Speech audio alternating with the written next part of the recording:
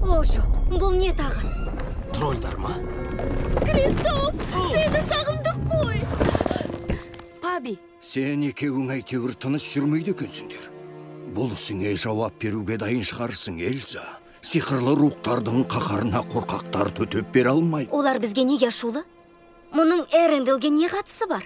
Қазір қаншайым қарап көрейін. Тарихта ақиқат аз болады. Қателік түзелуі тиіс. Эренделге қауіп төніп тұр.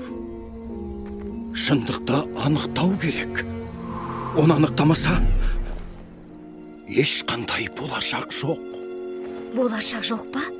Ал болашақ көрінбесе, қолдан келер жалғыз амал дұрыс әрекет жасау. Меніңше ең дұрысы. Сиқырлы орманға барып, әлгі дауыстың иесін табу. Кристоф, Свенді алсам бола ма? Не дейсің?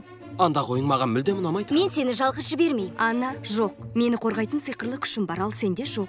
Кешір, мен солтүстікте тауға шығып жүрегім мұздап қалса да сені құтқарғам. Оның бәрін сиқырсыз-ақ істегем. Сондықтан мен де барам. Иә, дұрыс. Мен де барам. Мен тамаға келейін. Халыққа өзім бас көз болам. Өтініш, біз келгенше адамдарды қалаға кіргізбеңіз. Әрине. Халыққа мен айтайын. Анна, Эльзаны уайымдап тұрмын. Бұрын оның құдіретін біздің әлем үшін тым күшті деп қорқушы едік. Енді сол құдіреті жетсе екен деп тілейміз. Күмәндануымызға жол жоқ.